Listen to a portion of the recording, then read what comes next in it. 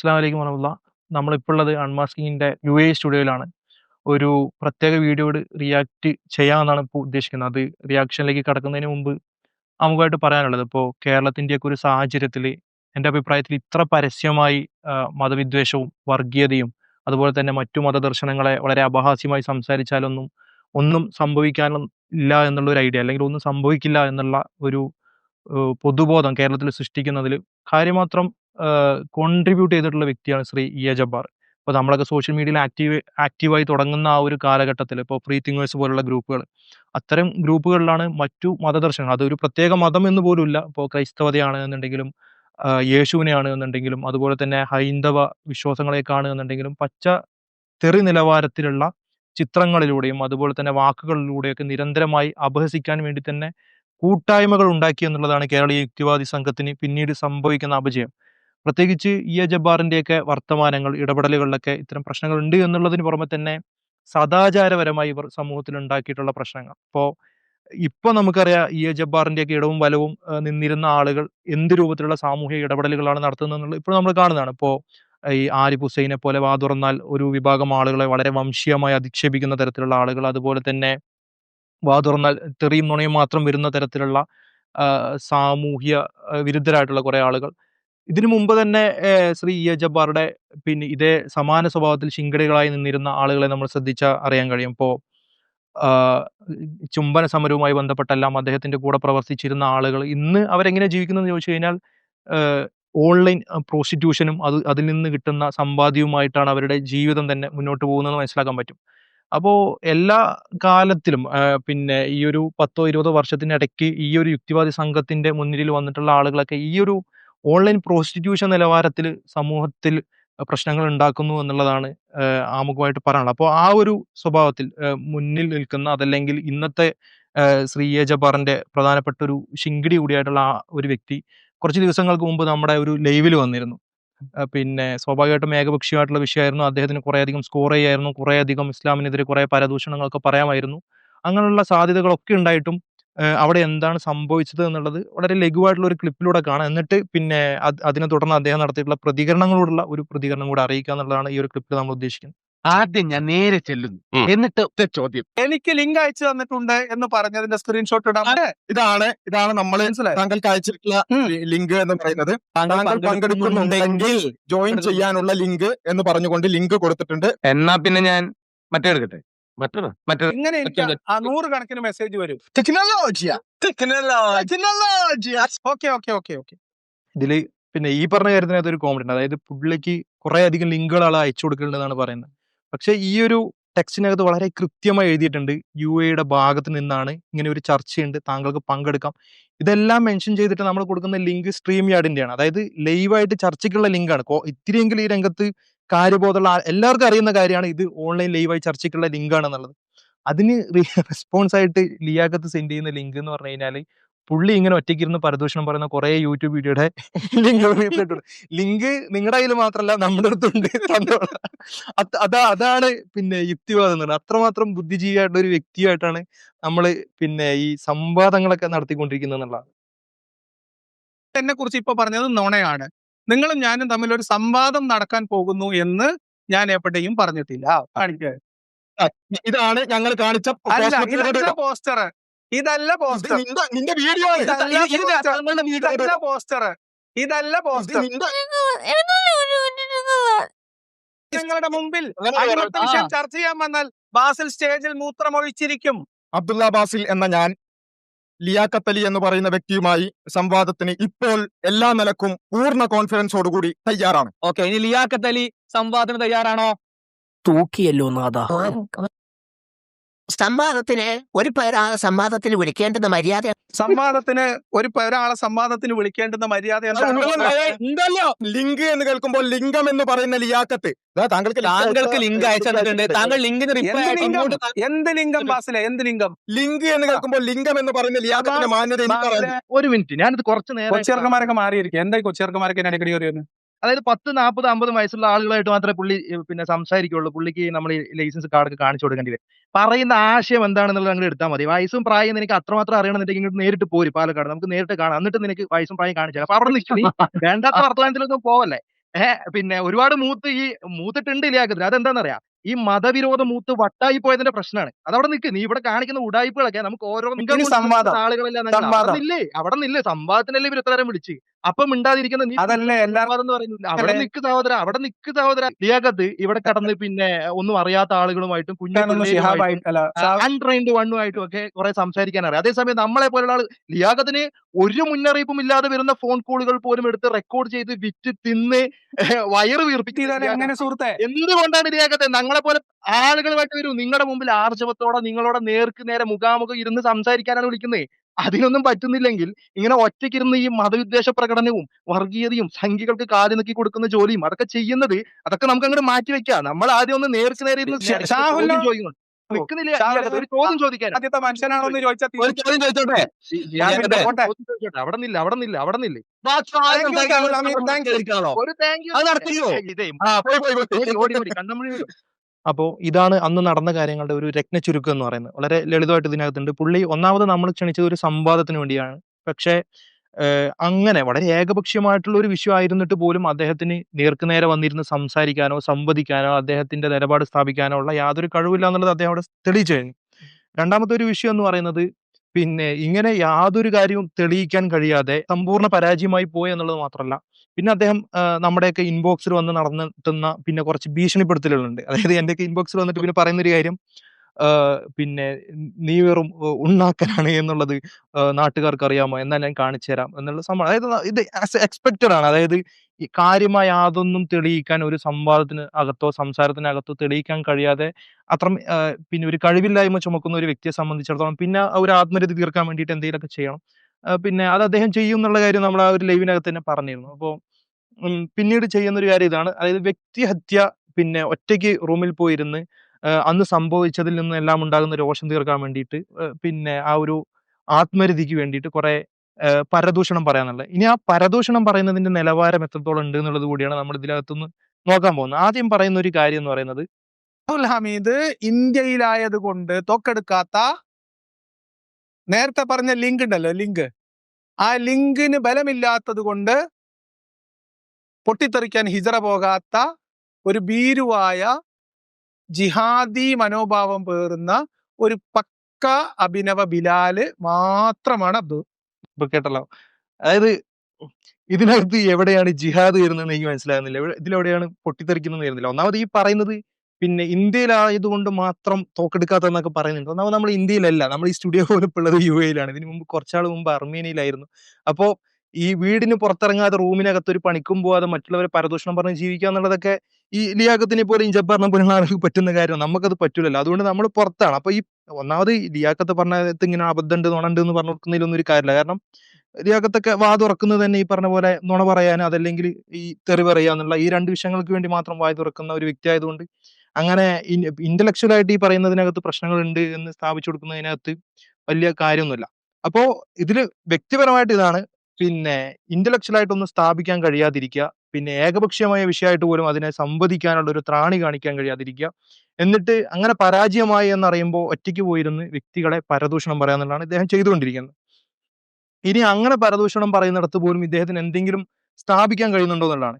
ഈ ഒരു വീഡിയോ എന്ന് പറയുന്നത് ഏകദേശം 1.5 മണിക്കൂറോ 2 മണിക്കൂറോ ഇരുന്ന് സ്ഥിരം ചെയ്യുന്നത് പോലെ പിന്നെ പറഞ്ഞ കാര്യങ്ങൾ തന്നെ റിപ്പീറ്റ് ചെയ്ത് പറഞ്ഞ് സങ്കടം വരുമ്പോഴും വിട്ട് കരയാറുണ്ട്. അപ്പോ ആ സ്വഭാവത്തിൽ ചെയ്യുന്ന ഒരു കാര്യമാണ്. അപ്പൊ ഇതില് വിഷയം എന്ന് പറയുന്നത് ഇത്രയേ ഉള്ളൂ. പിന്നെ ബിലാൽ റളിയല്ലാഹു അൻഹു വിഗ്രഹങ്ങളെ അപമാനിച്ചതായിട്ടുള്ളതിനുള്ള തെളിവുണ്ട്. അങ്ങനെ ഒരു കാര്യം സംഭവിച്ചിട്ടുണ്ട്. അതാണ് അദ്ദേഹത്തിന്റെ ആർഗ്യുമെന്റ്. എന്നിട്ട് പിന്നെ ആദ്യം ബിലാൽ റളിയല്ലാഹു അൻഹുവിനെതിരെ ഒരു കള്ളക്കഥ ഉണ്ടാക്കുന്നു. എന്നിട്ട് നമ്മൾ അവർക്ക് സമാനമാണ് എന്നുള്ള ആ ഒരു നരേറ്റീവ് ഉണ്ടാക്കുക എന്നുള്ളതാണ് ഇദ്ദേഹം കുറെ നാൾ ഇരുന്ന് ആലോചിച്ചിട്ട് ഉണ്ടാക്കിയെടുത്ത ഒരു കഥയായിരിക്കും. കാരണം വ്യക്തിപരമായിട്ട് ഒന്നും പറയാൻ എന്നെ കുറിച്ച് അറിയില്ല, ഞാൻ എന്ത് ജോലി ചെയ്യുന്ന അറിയില്ല. അതേസമയം എന്തെങ്കിലുമൊക്കെ അവനെതിരെ ഇന്ത്യയിലാണെന്നുള്ള കാര്യം പോലും അറിയില്ല. നമ്മൾ എവിടെയാണ് എന്ത് ചെയ്യുന്നു ഒന്നും അറിയില്ല. ബട്ട് ഐ വാണ്ട് ടു, എനിക്ക് എന്തെങ്കിലുമൊക്കെ വ്യക്തിപരമായി പറഞ്ഞിട്ട് ആ ഒരു ആങ്കർ തീർക്കണം. ആ ഒരു പിന്നെ ആ ഒരു എന്താ പറയാ, അത് പറഞ്ഞോളൂ ഓർത്ത്. ഇപ്പൊ ഈ ആളുടെ വിചാരം ബാസില് എന്താണ് ഡെന്റിസ്റ്റ് ആണ് എന്നുള്ളതാണ് ആളുടെ വിചാരം. എന്തെങ്കിലും പറയാൻ അറിയണ്ടേ. അപ്പൊ കയ്യിലുള്ളത് ക്ലിനിക്ക് നടത്തുകയാണെന്നൊക്കെയാണ് പാവം സാധു ഇപ്പോഴും വിചാരിച്ചിരിക്കുന്നത്. ഇത് കാര്യമായിരുന്നു, ഇത് മണിക്കൂറുകൾ നീണ്ടു പറയുക, എന്നിട്ട് ഇത് കേൾക്കാനൊക്കെ ആളുകൾ ഉണ്ടാകുന്നു എന്നുള്ളതാണ് പരിതാപകരമായിട്ടുള്ള വിഷയം. അപ്പോ ഇതിനകത്ത് ഇദ്ദേഹം പറയുന്ന വിവരക്കേടുകളെ മാത്രം നമുക്ക് ജസ്റ്റ് ഒന്ന് അനലൈസ് ചെയ്തു പോവാം. മുസ്ലിം വിശ്വാസികളായിട്ടുള്ള ഇസ്ലാം മത വിശ്വാസികൾ നെഞ്ചത്ത് കൈവച്ച് കണ്ണടച്ചിട്ട് ആലോചിക്കുക, എന്തുകൊണ്ട് ബിലാൽ വിഗ്രഹങ്ങളുടെ തലയിൽ മലം പുരട്ടി എന്ന് ആക്ഷേപത്തിന്റെ പേരിൽ അടിവാങ്ങി എന്നതല്ലാത്ത ഒരു പ്രത്യേകതയും ബിലാലിന്. വിശ്വാസികൾ ആലോചിക്കുക, അതിനു മുമ്പുള്ള ഒരു പ്രശ്നം ഇവൻ മനസ്സിലാക്കി വെച്ചിരിക്കുന്ന ഒരു കാര്യമുണ്ട്. അതായത് ഇങ്ങനെ ആരെങ്കിലും അധിക്ഷേപിച്ചെങ്കിൽ മാത്രമാണ് മറ്റൊരാളുടെ മുമ്പിൽ സ്ഥാനം കിട്ടുള്ളൂ. മറ്റുള്ളവരെ ഈ പറഞ്ഞ മാലിന്യം വലിച്ചെറിയുന്ന പണി ചെയ്തെങ്കിൽ മാത്രമാണ് മറ്റൊരാളുടെ മുമ്പിൽ സ്ഥാനം കിട്ടും എന്നുള്ളൊരു യുക്തി ഇവനെ എങ്ങനെ ഉണ്ടായിട്ടുണ്ട്. അതുകൊണ്ടാണ് ഇതല്ലാതെ മറ്റൊരു reason, there is no reason എന്നാണ് പറയുന്നത്. ആ യുക്തി ഇവന് കിട്ടിയിട്ടുണ്ടാവുക EA ജബ്ബാറിന്റെ ശിങ്കിടിയായി ജീവിക്കുന്നതുകൊണ്ടായിരിക്കും. കാരണം EA ജബ്ബാർ കാലങ്ങളായിട്ട് ചെയ്തുകൊണ്ടിരിക്കുന്നത് മറ്റുള്ളവർക്കെതിരെ വംശീയമായും വർഗീയമായും ഈ പരദൂഷണം പറയാന്നുള്ളത് പ്രൊഫഷണലായിട്ട് ഒരു പ്രൊഫഷനായിട്ട് കേരളത്തിൽ കൊണ്ടുവരുന്നത് തന്നെ EA ജബ്ബാറാണ്. അപ്പോ അദ്ദേഹത്തിന്റെ പ്രധാനപ്പെട്ട ശിങ്കിടി ആയതുകൊണ്ടായിരിക്കും ലിയാഖത്തിന് ഇമാതിരി ഈ കള്ളക്കഥയും കിട്ടുന്നത് അവിടെ നിന്നാണെന്ന് മനസ്സിലാക്കണം. അല്ല, ഇത് പുള്ളിയുടെ ഒഫ്കോഴ്സ് അവിടെ നിന്നാണ്. അതല്ലാതെ അതൊക്കെ റിസർച്ച് ചെയ്ത് കണ്ടെത്താനുള്ള വിവരം പോലും ലിയാഖത്തിന് ഉണ്ടെന്ന് തോന്നുന്നില്ല. പിന്നെ ഇതിനകത്തുള്ള ഒരു പ്രശ്നം എന്താണെന്ന് അറിയോ?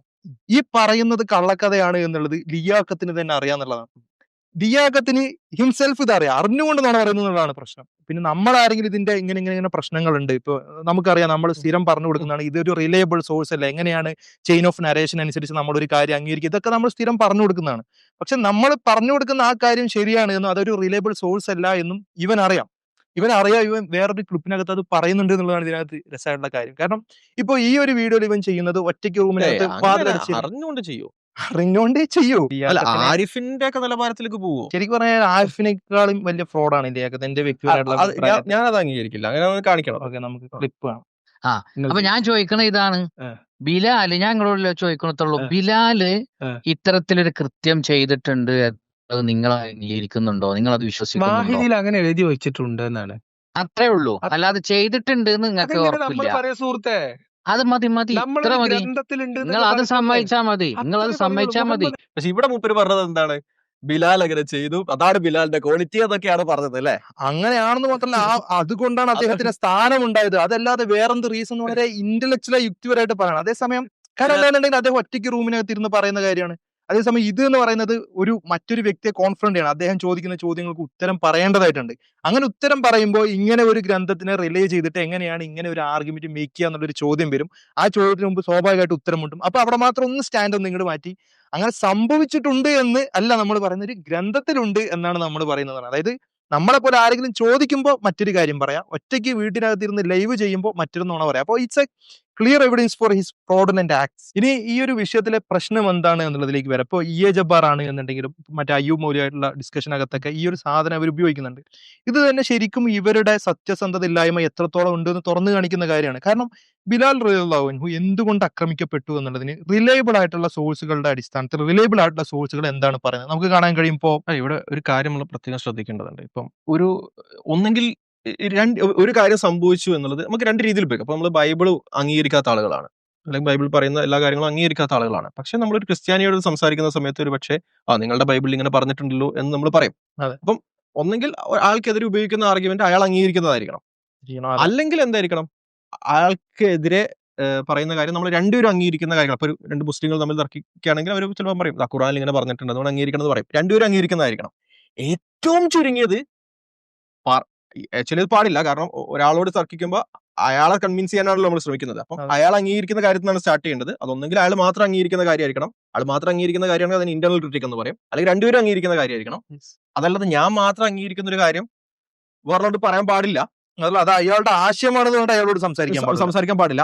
അങ്ങനെ സംസാരിക്കുകയാണെങ്കിൽ എന്ത് ചെയ്യണം, ഞാൻ അത് ജസ്റ്റിഫൈ ചെയ്യണം, ഈ ഒരു സ്രോതസ് ശരിയാണെന്ന് ജസ്റ്റിഫൈ ചെയ്യണം. ഇവിടെ അതുമില്ല, ഇവരും അംഗീകരിക്കുന്നില്ല, നമ്മളും അംഗീകരിക്കുന്നില്ല, കോമൺ സോഴ്സും അല്ല. അതായത് ഈ മെയിൻ സ്ട്രീമിലുള്ള നമ്മൾ അംഗീകരിക്കുന്നില്ല, നമ്മളെ വിമർശിക്കുന്ന ഇവരും അംഗീകരിക്കുന്നില്ല. അപ്പൊ പിന്നെ ലിയാഖത്ത് ആരെ പറ്റിക്കാനാണ് ഇത് പറയുന്നതെന്ന് ചോദിച്ചു കഴിഞ്ഞാൽ, ഈ കേൾക്കുന്ന ആളുകൾ അവർക്ക് ഇതിനെക്കുറിച്ച് ഒന്നും അറിയില്ല. ഈ റിലയബിൾ സോഴ്സ് ആണോ എന്നോ അത് എവിടെ നിന്ന് ഉദ്ധരിക്കുന്നതോ ഒന്നും അറിയില്ല. മറിച്ച് ഒരു വിഭാഗത്തിനെതിരെ പറയുമ്പോൾ അതിൽ കൈയടിക്കുന്ന കുറച്ച് ആളുകൾ ഉണ്ട് എന്നുള്ളത് കൊണ്ട് അവരെ തൃപ്തിപ്പെടുത്താൻ ഇങ്ങനെയുള്ള വിവരക്കേടുകൾ പറയാന്നുള്ളതാണ്. ഇനി വാഹിദിയുടെ തഫ്സീറിൽ ഇങ്ങനെ ഉണ്ട് എന്നുള്ളതാണല്ലോ ആരോപണം. ആ ആരോപണം എന്തുകൊണ്ട് ശരിയല്ല എന്നുള്ളതിനുള്ള ഇപ്പൊ ലിയാഖത്തിന് തന്നെ അറിയുന്ന കാര്യമാണ്. അതായത് ഇബ്നു അബ്ബാസ് റളിയല്ലാഹു അൻഹുവിൽ നിന്നും അത്താ കേട്ടു എന്ന് ഉദ്ധരിച്ചിട്ടാണ് വാഹിദിയുടെ തഫ്സീറിനകത്ത് റിപ്പോർട്ട് വരുന്നത്. ഇവിടെ അത്താഇന്റെ വഫാത്ത് ഉണ്ടാകുന്നത് 2-ാം നൂറ്റാണ്ടിലാണ്.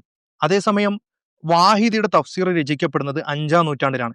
കോമൺ സെൻസ് കൊണ്ട് ചിന്തിച്ചാൽ മതി, ഇതിനിടയിൽ 3 നൂറ്റാണ്ടിന്റെ 300 വർഷങ്ങളുടെയെങ്കിലും ചുരുങ്ങിയത് ഡിഫറൻസുകളുണ്ട്.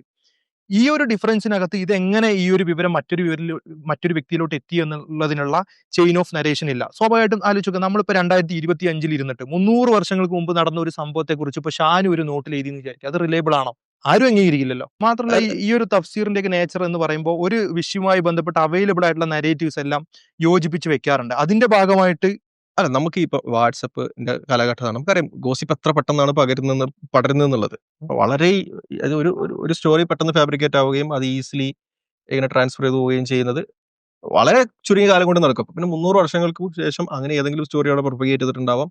അത് സ്വാഭാവികമായും അതെ, ആരെങ്കിലും അവൈലബിൾ പറഞ്ഞിട്ടുണ്ടാവും. ആയിട്ടുള്ള ഡാറ്റകളെ സ്വാംശീകരിച്ച് വെക്കുക എന്നുള്ള ഉദ്ദേശത്തിൽ ഇത്തരം തഫ്സീറുകൾ അതെ. അത് രേഖപ്പെടുത്തി വെച്ചിട്ടുണ്ട്. അപ്പോൾ ഇത് രേഖപ്പെടുത്തി വെച്ചിട്ടുള്ള വാഹിദിക്ക് പോലും എന്താ അഭിപ്രായമില്ല, ഇതെല്ലാം 100% ശരിയാണ് എന്നുള്ള ഉദ്ദേശത്തിലല്ല അവരത് രേഖപ്പെടുത്തി വെക്കുന്നത്. അപ്പൊ പറഞ്ഞു വന്നത് 300 വർഷങ്ങൾക്ക് മുമ്പുള്ള ഒരു നരേറ്റീവ്, അത് ഒരു ചെയിൻ ഓഫ് ട്രാൻസ്മിഷൻ ഇല്ലാതെ ആരും അംഗീകരിക്കില്ല.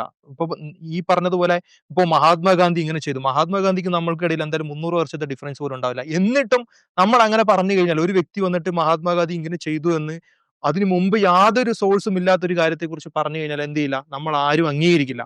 അപ്പോ അതൊരു കോമൺ സെൻസ് ആണ് എന്നുള്ളതാണ്. ആ കോമൺ സെൻസ് ഇവന് ഉള്ളത് കൊണ്ടാണ് ഇവനിത് പരസ്യമായിട്ട് സമ്മതിക്കാത്തത്. അതായത് നമ്മളെ പോലെ ആരെങ്കിലുമൊക്കെ ചോദിക്കുമ്പോൾ അത് ഗ്രന്ഥത്തിലുണ്ടെന്നേ പറയുന്നുള്ളൂ, ശരിക്കും സംഭവിച്ചു എന്നുള്ളൊരു ആർഗ്യുമെന്റ് പറയുന്നില്ല എന്ന് പറയാം. അതേസമയം ഒറ്റയ്ക്ക് വീട്ടിലിരുന്നിട്ട് ഇതുപോലെ മറ്റുള്ളവർക്കെതിരെ പരദൂഷണം പറയാന്നുള്ളത്. അപ്പോൾ ഇത് പിന്നെ ഒന്നുകൂടെ ലിയാഖത്തിന് മനസ്സിലാകണം എന്നുണ്ടെങ്കിൽ വേറെ ഉദാഹരണം കൂടി പറയാം. അപ്പൊ ലിയാഖത്തിന്റെ ഒക്കെ കമന്റ് ബോക്സ് നോക്കിക്കഴിഞ്ഞാൽ അതിനകത്ത് കാണുന്ന കുറെ കമന്റുകൾ ശ്രദ്ധിക്കപ്പെട്ട ചില കമന്റ്സ് ഉണ്ട്. അപ്പൊ അതിലൊക്കെ പറയുന്നത് ലിയാഖത്ത് ഈ ഓട്ടോ ഓടിക്കുന്നതിനിടയിൽ എന്തോ പിന്നെ ലഹരി വിൽപ്പന നടത്തിയെന്നോ കഞ്ചാവ് വിൽപ്പന നടത്തിയെന്നോ അതിന്റെ ഇവര് നാട്ടുകാർ തല്ലി ഓടിച്ചാണെന്നൊക്കെ കമന്റുകളിനകത്തുണ്ട്.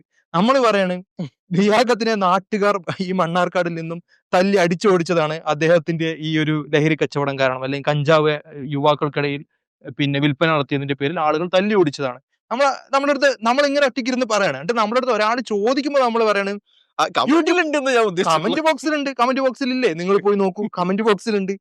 ഇത് 300 വർഷത്തെ ഗ്യാപ്പില്ല. നമ്മൾ സ്വാഭാവികമായിട്ടും സമകാലീനരായിട്ടുള്ള ആളുകളാണ്, ഒരേ കാലഘട്ടത്തിൽ ജീവിക്കുന്ന ആളുകളാണ്. അപ്പൊ സ്വാഭാവികമായിട്ടും മറ്റേത് എവിഡൻസ് ആണെങ്കിൽ ഇത് അതിനേക്കാൾ ഇത് എവിഡൻസ് 100 ഇരട്ടി എവിഡൻസ് ആണ് അതിനേക്കാൾ. അപ്പൊ ലിയാഖത്തിന്റെ യുക്തി അനുസരിച്ചാണ് എന്നുണ്ടെങ്കിൽ ലിയാഖത്തിന്റെ നാട്ടുകാർ ഈ ലഹരിക്കടത്ത് കേസിന് തല്ലി നാട്ടിൽ നിന്ന് അടിച്ചോടിച്ചതാണെന്ന് ലിയാഖത്ത് അംഗീകരിക്കണം. നമ്മൾ അപ്പോഴും അങ്ങനെയുള്ള ആർഗ്യുമെന്റ്സ് ഒന്നും എടുക്കാറില്ല. കാരണം അങ്ങനെ കമന്റ് ബോക്സിൽ പറഞ്ഞോ അതല്ലെങ്കിൽ റിലേബിൾ അല്ലാത്ത ഒരു സോഴ്സിൽ പറഞ്ഞു എന്നുള്ളതല്ല നമ്മുടെ തെളിവിന്റെ അടിസ്ഥാനം എന്ന് പറയുന്നത്. അതിന്റെ ആരിൽ നിന്നെല്ലാം അത് കൈമാറ്റം ചെയ്യപ്പെട്ടു എന്നുള്ളതും ആ കൈമാറ്റം ചെയ്യപ്പെട്ട ചെയിൻ ഓഫ് നരേഷൻസ് തന്നെ ആധികാരികമായി വിശ്വാസയോഗ്യരായിട്ടുള്ള ആളുകളാണോ എന്നുള്ള അങ്ങനെ പല മാനദണ്ഡങ്ങൾക്ക് ശേഷമാണ് നമ്മൾ ഒരു കാര്യം അംഗീകരിക്കുന്നത്. അതല്ലാതെ ഇപ്പൊ ലിയാഖത്ത് ഇവിടെ ചെയ്യുന്ന ഒരു കാര്യം എന്ന് പറയുന്നത്, ലിയാഖത്തിന് ഒരു വിഭാഗത്തോടുള്ള വിദ്വേഷം അത് ഇങ്ങനെ നിരന്തരമായി പറയുക എന്നുള്ള അദ്ദേഹത്തിന്റെ ഒരു തൊഴിലാണ്. അപ്പൊ ലിയാഖത്ത് ഒരു കൗണ്ടർ പറയാൻ സാധ്യത ഉള്ളത്, അത് ലിയാഖത്ത് ചിലപ്പോൾ പറയാം നിങ്ങളെ ബുഖാരി നമ്മൾ അംഗീകരിക്കുന്നില്ല പക്ഷെ നമ്മളത് ഉദ്ധരിക്കുന്നുണ്ടല്ലോ എന്നുള്ളത്. പക്ഷെ അതുപോലെയല്ല ഇത്. അതെ. ഞങ്ങൾക്കെതിരെ ബുഖാരി ഉദ്ധരിക്കുമ്പോൾ ബുഖാരി ഞങ്ങൾ അംഗീകരിക്കുന്നുണ്ട്. ഇത് നിങ്ങൾ ആരും അംഗീകരിക്കാത്ത സോഴ്സാണ്. അതെ. ഞങ്ങൾ ക്രിസ്ത്യാനികൾക്കെതിരെ ബൈബിൾ ഉദ്ധരിക്കും, ഈവൻ തോ ബൈബിൾ ഞങ്ങൾ അംഗീകരിക്കുന്നില്ലെങ്കിലും. അതെ. പക്ഷെ ഞങ്ങൾ ക്രിസ്ത്യാനികൾക്കെതിരെ എന്ത് ചെയ്യില്ല, കാനോനിക്കൽ അല്ലാത്ത അവർ അംഗീകരിക്കാത്ത വേറെ കാര്യങ്ങൾ ഉപയോഗിക്കില്ല. ഇറ്റ്സ് കോമൺ സെൻസ് ആണ്. എങ്ങനെയാണ് വിമർശിക്കേണ്ടത് എന്നുള്ള വിഷയമെങ്കിലും ലിയാഖത്ത് പഠിക്കുക എന്നുള്ളതാണ് ഈ വിഷയത്തിൽ ചെയ്യേണ്ടത്. അപ്പോ ഇവിടെ ഒരു വിഷയം എന്ന് പറയുന്നത്, ഇത് ലിയാഖത്ത് നമ്മളെ അറ്റാക്ക് ചെയ്യാൻ വേണ്ടി അദ്ദേഹം ദിവസങ്ങളോളം ഇരുന്ന് ആലോചിച്ചെടുത്ത് വന്ന് അങ്ങനെ ഉണ്ടാക്കുന്ന ഒരു നരേറ്റീവിന്റെ കോലാണ് ഇത് എന്ന് പറയുന്നത്. അല്ല, ഇത് ജബ്ബാറും പറയുന്നുണ്ട്. ജബ്ബാർ വേറെ ഏതൊരു ക്ലിപ്പിൽ പറയുന്നുണ്ട്, എന്താണ് അബൂ സുഫിയാൻ ഇങ്ങനെ പറഞ്ഞു എന്ന് ഷിയാക്കൾ പറയുന്നുണ്ട്. അതുകൊണ്ട് എന്താ ഷിയാക്കൾ അങ്ങനെ പറഞ്ഞിട്ട് അത് ഷിയാക്കൾ പറയുന്നത് ജബ്ബാർ അംഗീകരിക്കുന്നുണ്ടോ? ഇല്ല. ഷിയാക്കൾ അംഗീകരിക്കുന്ന സുന്നികൾ അംഗീകരിക്കുന്നുണ്ടോ? ഇല്ല. ഇത് ഷിയാക്കൾക്കെതിരെയുള്ള ആർഗ്യുമെന്റ് ആണോ? അല്ല, സുന്നികൾക്കെതിരെയാണ് മൂപ്പര് ആർഗ്യുമെന്റ് ഉന്നയിക്കുന്നത്. അപ്പൊ പിന്നെ അത് പറഞ്ഞിട്ട് എന്താ കാര്യം? എനിക്ക് തോന്നുന്നു അതേ നിലവാരം അവിടെ കോപ്പി പേസ്റ്റ് ചെയ്തെടുക്കാന്നല്ലാതെ സ്വന്തമായിട്ട് ചിന്തിക്കാനുള്ള ബുദ്ധിയൊന്നും ലിയാഖത്തിനില്ല. ഇവരുടെ റെഫറൻസ് എന്നൊക്കെ പറഞ്ഞു കഴിഞ്ഞാൽ തന്നെ കോമഡിയാണ്. ഇപ്പൊ ഈ ആരിഫ് ഈ അടുത്തൊരു സംഭവം പറഞ്ഞിരുന്നല്ലോ, പ്രവാചകന് 44 ഭാര്യമാരുണ്ടായിരുന്നു. റെഫറൻസ് എന്താണെന്ന് വെച്ച് കഴിഞ്ഞാൽ വേറൊരു യുക്തി, അത് വെറും 10-50 കൊല്ലം മുമ്പ് ജീവിച്ചിരുന്ന ഈ ഒരു 1-2 വർഷത്തേടി മരിച്ചുപോയ ഒരു യുക്തിവാദി അങ്ങനെ എഴുതിയിട്ടുണ്ട് എന്നുള്ളതാണ് റെഫറൻസ് ആയിട്ട് ഉദ്ധരിക്കുന്നത്. ഞാൻ അതാ ആലോചിക്കുന്നത്, ഈ മണ്ടത്തരത്തിൽ പോലും ലിയാഖത്തിന്റെ ആരിഫ് വെട്ടിക്കുന്നു, അതിൽ പോലും ലിയാഖത്തിന് സ്കോർ ചെയ്യാൻ പറ്റുന്നില്ല. അത്രയും ബുദ്ധിയില്ലായ്മ. ഇനി വേറൊരു വിഷയം എന്താണെന്ന് അറിയോ, ഇപ്പൊ നമ്മള് വിമർശനം എന്ന് പറയുന്നതും പരദൂഷണം എന്ന് പറയുന്നതും രണ്ടാണ്. ഇപ്പൊ നമുക്കറിയാം ഈ യൂറോപ്യൻ കൺട്രീസിലൊക്കെ സംഭവിച്ചുകൊണ്ടിരിക്കുന്ന ഒരു കാര്യമാണ്. അവിടെ ഈ ഒരു കുടിയേറ്റ വിരുദ്ധത എന്ന് പറയുന്നത്, അല്ലെങ്കിൽ റൈറ്റ് വിങ് പൊളിറ്റിക്സിന്റെ ഭാഗമായിട്ട് വളരെ വംശീയമായിട്ട് ബ്ലാക്സിനെതിരെ മറ്റൊക്കെ നടക്കുന്ന പ്രചരണങ്ങൾ. അവർ ക്രിറ്റിക്സ് ആണ്, ഞങ്ങൾ വിമർശിച്ചു കൊണ്ടിരിക്കുന്നതാണ് അവർ പറയുന്നത്. പക്ഷെ അവർ ചെയ്യുന്നത് ശരിക്കും എന്താണ്?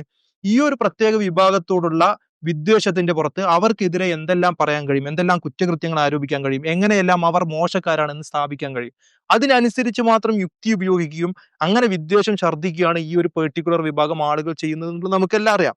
അതേ യുക്തിയിലാണ് ശരിക്കും നമ്മൾ ഒരു വിഭാഗത്തെ വിമർശിക്കാൻ വേണ്ടി മാത്രം ഞങ്ങൾ കുറച്ച് ആളുകൾ എന്ന് പറഞ്ഞ ഒരു കൂട്ടം ആളുകൾ വരുന്നുണ്ടെങ്കിൽ അവരെ സംശയിക്കണം. കാരണം അവരുടെ ഫണ്ടമെന്റൽ മോട്ടീവ് എന്ന് പറയുന്നത് വിദ്വേഷമായിരിക്കും. അപ്പൊ ഇവരുടെ ഈ നമ്മൾ ഒരു ക്രിറ്റിസിസത്തിനെയും പരദൂഷണ വർത്തമാനത്തിനെയും രണ്ടായിട്ട് തന്നെ വിഭജിച്ച് മനസ്സിലാക്കാനുള്ള ഒരു മാനദണ്ഡം എന്ന് പറയുന്നത്, ആ പരദൂഷണ യുക്തിയുടെ പുറത്താണ് ഒരു വ്യക്തി സംസാരിക്കുന്നത് എന്നുണ്ടെങ്കിൽ തീർച്ചയായിട്ടും അവരെന്ത് പറഞ്ഞിരിക്കും? നുണ പറഞ്ഞിരിക്കും. അതിന് പുറത്ത് ചെറിയ പിക്ക് ചെയ്ത് വസ്തുതകൾ എടുക്കും. അതായത് ഞങ്ങൾക്ക് ഈ കുറച്ച് ആരോപണങ്ങൾ ഉന്നയിച്ചു കഴിഞ്ഞാൽ ഞങ്ങൾ പറയുന്ന സാധനത്തിന് കുറച്ച് മേന്മയുണ്ട്, മറ്റുള്ള ആളുകളെ മോശക്കാരായി അവതരിപ്പിക്കാൻ കഴിയും, അതുകൊണ്ട് ഇത് നമ്മൾ എടുക്കുന്നു എന്നിട്ട് മറ്റുള്ളവരെ താറടിച്ച് കാണിക്കുന്നു. ഇത് ക്ലിയർ ഇൻഡിക്കേഷൻ ഓഫ് ഈ പറഞ്ഞ ഹെയ്റ്റ് ആണ്. ഹെയ്റ്റ് സ്പീച്ചിന്റെ ഒരു കൃത്യമായിട്ടുള്ള തെളിവാണ്. ഈ പരദൂഷണ യുക്തിയുടെ കൃത്യമായിട്ടുള്ള തെളിവാണ്. ഇവിടെ EA ജബ്ബാർ ആണെങ്കിലും ആരിഫ് ആണെങ്കിലും ഈ പറയുന്ന ലിയാഖത്ത് ആണെങ്കിലും ചെയ്തുകൊണ്ടിരിക്കുന്നത് ഈ ഒരു വെറുപ്പ് ഛർദ്ദിക്കലാണ് എന്ന് നമ്മൾ പറയുന്നതിന്റെ തെളിവ് എന്ന് പറയുന്നത് ഇതാണ്. ഇപ്പൊ ഈ ഒരു വിഷയം തന്നെ എടുത്തു നോക്കാം.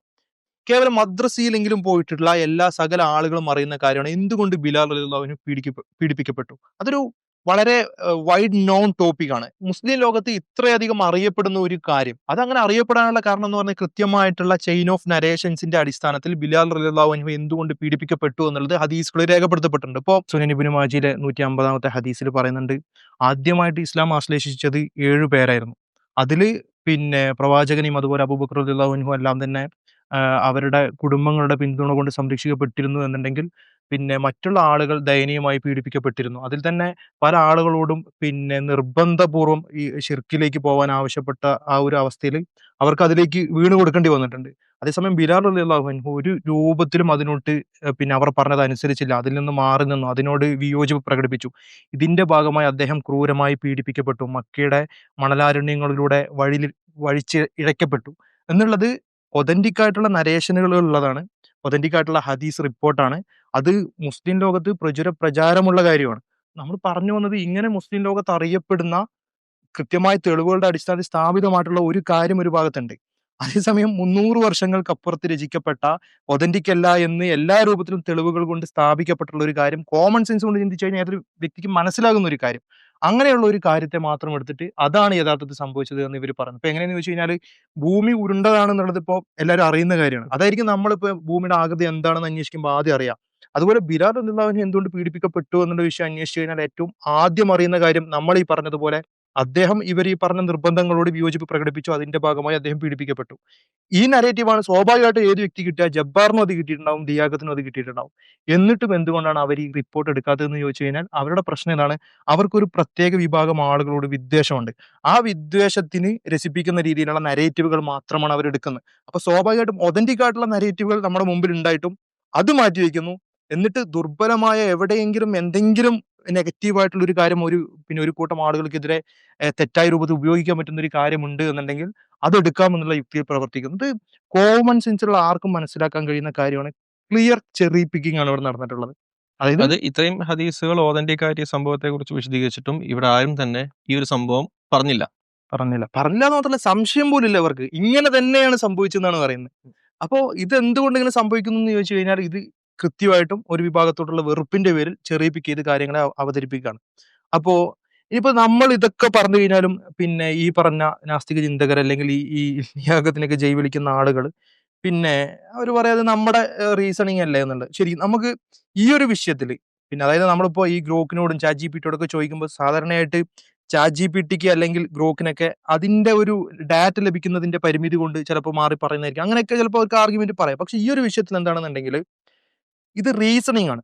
അതായത് നമ്മളൊരു AI മോഡലിന് ഈ റീസണിങ് കൊടുക്കണം. ഇവർക്ക് ചിന്തിക്കാനുള്ള കഴിവില്ല എന്നുണ്ടെങ്കിൽ AI ഒരു മോഡൽ ഇത് റീസണിങ് ചെയ്യാണ്. ഒതന്റിക് ആയിട്ടുള്ള ഒരു സോഴ്സ് ഉണ്ട്, വളരെ വീക്ക് ആയിട്ടുള്ള ഒരു സോഴ്സ് ഉണ്ട്. എന്നിട്ടും ഒരു വ്യക്തി ഈ ഒതന്റിക് ആയിട്ടുള്ള സോഴ്സ് എടുക്കാതെ വീക്ക് ആയിട്ടുള്ള ദുർബലമായിട്ടുള്ള ഒരു രൂപത്തിലും തെളിവുകളുടെ അടിസ്ഥാനമില്ലാത്ത ഒരു കാര്യത്തെ നരേറ്റീവിന് എടുത്തു വന്നിട്ട് അത് മാത്രമാണ് സംഭവിച്ചത് എന്നുള്ള രൂപത്തിൽ സംവാദങ്ങളിലും പരസ്യമായി സമൂഹത്തിലൊക്കെ പ്രചരിപ്പിക്കുന്നു. അപ്പോൾ അങ്ങനെയുള്ള ഒരാളുടെ ഉദ്ദേശം എന്തായിരിക്കും, ഇന്റൻഷൻ എന്തായിരിക്കും എന്നുള്ളത് നമ്മളാരും പറയണ്ട. ChatGPT എന്താണ് പറയുന്നത് എന്നുള്ളത് നമുക്ക് നോക്കാം, അല്ലെങ്കിൽ ഗ്രോക്ക് എന്താണ് പറയുന്നത് എന്നുള്ളത് നമുക്ക് നോക്കാം. അപ്പോൾ നമ്മൾ ഗ്രോക്കിനോട് ചോദിച്ചിട്ടുണ്ട്, കേരളത്തിലെ ഇസ്ലാം വിമർശകനായ ഒരു വ്യക്തി പ്രവാചക ശിഷ്യനായ ബിലാൽ റളിയല്ലാഹു അൻഹു ശിക്ഷിക്കപ്പെടാൻ കാരണം അദ്ദേഹം ഖുറൈശികളുടെ വിഗ്രഹങ്ങൾക്ക് മുകളിൽ മാലിന്യം നിക്ഷേപിച്ചതാണെന്ന് ആരോപിക്കുന്നു. 5-ാം നൂറ്റാണ്ടിൽ എഴുതപ്പെട്ട വാഹിദിയുടെ തഫ്സീറിൽ ഇങ്ങനെ ഉണ്ടെന്ന് ആണ് ന്യായമായി പറയുന്നത്. എന്നാൽ ഇബ്നു അബ്ബാസിൽ നിന്നും അത്താ റിപ്പോർട്ട് ചെയ്യുന്നു എന്ന് പറയുന്ന ഈ നിവേദനത്തിന്റെ ചെയിൻ ഓഫ് നരേഷൻ ഇല്ല. 2-ാം നൂറ്റാണ്ടിൽ മരിച്ച അത്തായിൽ നിന്നും 5-ാം നൂറ്റാണ്ടിൽ ജീവിച്ച വാഹിദി ഇതൊരിക്കലും തന്നെ കേൾക്കില്ല എന്നുള്ളത് കൊണ്ട് ചരിത്ര മാനദണ്ഡങ്ങൾ അനുസരിച്ച് തന്നെ ഇത് സ്വീകാര്യമല്ലാത്ത ആരോപണമായാണ് കണക്കാക്കുക. എന്നാൽ ആധികാരികമായ ചെയിൻ ഓഫ് നരേഷൻ ഉള്ള ഒരു ഹദീസിൽ എന്തുകൊണ്ട് പ്രവാചകാനിയായും അടിമയുമായ ബിലാൽ റളിയല്ലാഹു അൻഹു പീഡിപ്പിക്കപ്പെട്ടു എന്ന് രേഖപ്പെടുത്തപ്പെട്ടിട്ടുണ്ട്. സുനൻ ഇബ്നു മാജയിലെ 150-ാമത്തെ ഹദീസ് പ്രകാരം ഖുറൈശികളുടെ നിർബന്ധത്തിന് വഴങ്ങാത്തതിന്റെ പേരിൽ അദ്ദേഹം പീഡിപ്പിക്കപ്പെട്ടു എന്നാണ്. എന്തുകൊണ്ടായിരിക്കും കൃത്യമായി ചെയിൻ ഓഫ് നരേഷൻ ഉള്ള ഈ വസ്തുത ഇസ്ലാം വിമർശകനായ ഈ വ്യക്തി കാണാതിരുന്നതും ദുർബലമായ ഒരു നരേറ്റീവ് ചെറിയിപ്പിക്ക് ചെയ്ത് കൊണ്ടുവന്ന് ആരോപണം ഉന്നയിക്കുന്നതും? ഇദ്ദേഹത്തിന്റെ ഈ ആരോപണത്തിന്റെ ഉദ്ദേശം എന്തായിരിക്കും? ഇത് നമ്മൾ പ്രോംപ്റ്റ് കൊടുക്കുകയാണ്. അപ്പോൾ ഗ്രോക്ക് എന്താണ് പറയുന്നത് എന്നുള്ളത് നോക്കാം. അപ്പോൾ ഗ്രോക്ക് നൽകുന്ന മറുപടിയിൽ ഒന്നാമത്തെ ഇതാണ്: ഇസ്ലാം വിമർശകൻ സുനൻ ഇബ്നു മാജിയിലെ ഈ ഹദീസ് ആധികാരികമായ ഹദീസ് അവഗണിച്ച് ദുർബലമായ ഒരു നിവേദനം തിരഞ്ഞെടുക്കുന്നതിന് പിന്നിൽ ഏതാനും കാരണങ്ങൾ ഉണ്ടാകാം. ഒന്നാമത്തെ കാരണം പണ്ഡിതോചിതമായ പരിശോധനയുടെ അഭാവം. വിമർശകന് പ്രാഥമിക ഇസ്ലാമിക സ്രോതസ്സുകളായിട്ടുള്ള സ്വഹീഹ് ബുഖാരി, സുനൻ ഇബ്നു മാജ, സ്വഹീഹ് മുസ്ലിം വിവരമില്ലായ്മ എന്നുള്ളതാണ് പിന്നെ ഗ്രോക്ക് ഒന്നാമതായിട്ട് പറയുന്നത്. പക്ഷെ പുള്ളി ഒരിക്കലും അത് അംഗീകരിച്ചില്ല. പക്ഷെ രണ്ടാമതൊരു കാര്യം പറയുന്നുണ്ട്: വിശ്വാസ പക്ഷപാതം, കൺഫർമേഷൻ ബയാസ്. അതായത് വിമർശകർ പലപ്പോഴും തങ്ങളുടെ മുൻവിധികളോ അജണ്ടയോ അനുസരിച്ചിട്ടുള്ള വിവരണങ്ങൾ തിരഞ്ഞെടുക്കാറുണ്ട്. ബിലാൽ റളിയല്ലാഹു അൻഹു വിഗ്രഹങ്ങളിൽ മാലിന്യം നിക്ഷേപിച്ചു എന്ന കഥ അദ്ദേഹത്തെ നെഗറ്റീവായി ചിത്രീകരിക്കാനോ വികാരപരമായ പ്രതികരണങ്ങൾ ഉണ്ടാക്കാനോ ഉപയോഗിക്കാം. എന്നാൽ വിശ്വാസത്തിന്റെ പേരിന് വേണ്ടി പീഡനം സഹിച്ചതിനെ കുറിച്ച് ആധികാരികമായ വിവരണം ബിലാൽ റളിയല്ലാഹു അൻഹുവിന്റെ ധീരതയും ഖുറൈശികളുടെ അടിച്ചമർത്തലും എടുത്തു കാണിക്കുന്നു. ഇത് വിമർശകന്റെ ലക്ഷ്യത്തിന് യോജിച്ചതാകാതിരിക്കാം എന്നാണ് പറയുന്നത്. നമ്മൾ പലപ്പോഴും ഒരു ഇസ്ലാമോഫോബിക്കും ഒരു സത്യസന്ധനായ ഇസ്ലാം വിമർശകനെയും വേർതിരിക്കുന്ന ഒരു മാനദണ്ഡം കൂടിയാണത്. അതാണ് നമ്മൾ പറഞ്ഞത്. വിമർശനത്തിനും പരദൂഷണത്തിനും ഇടയിലുള്ള ഒരു ഡിഫറൻസ് ഉണ്ട്. പരദൂഷണം പറയുന്ന ആളുകൾ ഒരു വിഭാഗത്തോടുള്ള വിദ്വേഷത്തിന്റെ പുറത്ത് കിട്ടുന്നതെല്ലാം എടുത്ത് ഉപയോഗിക്കുകയായിരിക്കും. അതിനകത്ത് നുണകൾ ഉണ്ടാകും. അതിനകത്ത് ഈ പറഞ്ഞ പോലെ ചെറിയിപ്പിക്ക് ചെയ്ത ഡാറ്റകളെ കൊണ്ടുവരിക എന്നുള്ള ആ തെറ്റായിട്ടുള്ള നിലപാടുകൾ ഉണ്ടാകും. അപ്പോൾ ലിയാഖത്തിന്റെ ഒക്കെ കേസിൽ ഇത് ക്ലിയർ കട്ടാണ്. ഈവൻ പിന്നെ ഇത്തിരിയെങ്കിലും ബുദ്ധിയുള്ള, ഇപ്പൊ ഈ പറയുന്ന ഇദ്ദേഹത്തിന്റെ ഫാൻസിന് ബുദ്ധി ഇല്ല എന്നുണ്ടെങ്കിൽ ഈ ഗ്രോക്കിന്റെങ്കിലും ബുദ്ധി ഉപയോഗിച്ച് ആലോചിച്ചു കഴിഞ്ഞാൽ വളരെ ക്ലിയർ ആണ്. ചെറിയിപ്പിക്ക് ചെയ്ത് തങ്ങൾക്ക് വിരോധമുള്ള ഒരു വിഭാഗം ആളുകളോട് ആ വിരോധത്തിനനുസരിച്ചിട്ടുള്ള ഒരു നരേറ്റീവ് ഉണ്ടാക്കിയിട്ട്, അല്ലെങ്കിൽ ആ ഒരു നരേറ്റീവിനെ ചെറിയിപ്പിക്ക് ചെയ്തെടുത്തിട്ട് അതാണ് സംഭവിച്ചത് എന്ന് ഒരു എളുപ്പമില്ലാതെ പറയുകയാണെന്നുള്ളതാണ് ലിയാഖത്ത് ഇത് ചെയ്യുന്നത്. ഇങ്ങനെ നരേറ്റീവുകൾ ഉണ്ടാക്കുന്നു എന്ന് മാത്രമല്ല, അതിന്റെ പേരിൽ ഓൺലൈനിൽ ഭിക്ഷാടനം നടത്തും. അപ്പോൾ ലിയാഖത്തിന്റെയൊക്കെ എല്ലാ പോസ്റ്റുകളിലും നോക്കിക്കഴിഞ്ഞാൽ അതിന്റെ കമന്റ് ബോക്സിൽ ഉണ്ടാകും, അതിന്റെ ഡിസ്ക്രിപ്ഷനിൽ ഉണ്ടാകും, അവൻ ഉണ്ടാക്കിയെടുക്കുന്ന പോസ്റ്ററുകൾക്കകത്ത് ഉണ്ടാകും. അപ്പോൾ ശരിക്കും ലിയാഖത്ത് ആലോചിക്കുക, ഇങ്ങനെയൊക്കെ ഓൺലൈനിൽ ഒരു വിഭാഗത്തിനെതിരെ വിദ്വേഷം പറയാം എന്ന പേരിൽ ഭിക്ഷാടനം നടത്തുമ്പോൾ അതിന് പൈസ തരുന്ന ആളുകൾ എന്തായാലും ലിയാഖത്തിന്റെ സൗന്ദര്യം കണ്ടിട്ടല്ല ഈ പൈസ തരുന്നത് എന്നുള്ളത് അറിയാവുന്നേ ഉള്ളൂ. ഇവിടെ കൃത്യമായിട്ടും ന്യൂനപക്ഷങ്ങൾക്കെതിരെ ഒരു വിഭാഗം ആളുകൾക്ക് വന്യമായ വിരോധവും വെറുപ്പും ഉണ്ട്. അങ്ങനെ വെറുപ്പും വിദ്വേഷം കൊണ്ട് നടക്കുന്ന ആളുകളെ ഏതൊക്കെയോ രൂപത്തിൽ താങ്കൾ സുഖിപ്പിച്ചുകൊണ്ടിരിക്കുന്നുണ്ട്. ആ സുഖിപ്പിക്കുന്നതിന്റെ ഭാഗമായിട്ടാണ് ആളുകൾ ഈ പൈസ തരുന്നത്. ആളുകൾ ഇങ്ങനെ പൈസ തരുന്നത്. അപ്പൊ ആലോചിക്കുക, താങ്കളുടെ ഉപജീവനം കണ്ടെത്തുന്നത് ഒരു വിഭാഗത്തിന് മറ്റൊരു വിഭാഗത്തോടുള്ള വിദ്വേഷത്തിന് വേണ്ടി പണിയെടുത്തിട്ട്, അവർക്ക് വേണ്ടി പിന്നെ വിദ്വേഷത്തിന്റെ പണിയെടുത്തിട്ട് അതിൽ നിന്ന് കിട്ടുന്ന പൈസയിൽ ഉപജീവനം കണ്ടെത്തുക, അതിൽ നിന്ന് കിട്ടുന്ന പൈസയിൽ പിന്നെ കുടുംബത്തിന്റെ ഉപജീവന മാർഗം കണ്ടെത്തുക എന്ന് പറയുമ്പോൾ എത്രമാത്രം വൃത്തികെട്ട, എത്രമാത്രം നിലവാരമില്ലാത്ത, എത്രമാത്രം അപരിഷ്കൃതമായിട്ടുള്ള ഒരു ജീവിത രീതിയാണ് താങ്കൾ തുടരുന്നത് എന്നുള്ളത് ഒരുപക്ഷെ ഇപ്പൊ ഈ ഒരു വെറുപ്പിനകത്ത്, നമ്മളോടൊക്കെ ഉള്ള ഒരു വെറുപ്പിനകത്ത് നിന്ന് ചിന്തിക്കുമ്പോൾ അത് മനസ്സിലാക്കാൻ കഴിഞ്ഞോളണമെന്നില്ല. ഒരുപക്ഷെ കുറച്ചധികം പ്രായത്തുമ്പോൾ ഒരുപക്ഷെ ഈ അയ്യൂബ് മൗലവിയൊക്കെ നന്നായതുപോലെ നന്നാകാനുള്ള ഒരു അവസരം ഉണ്ടാകട്ടെ എന്ന് നമുക്ക് പറയാം.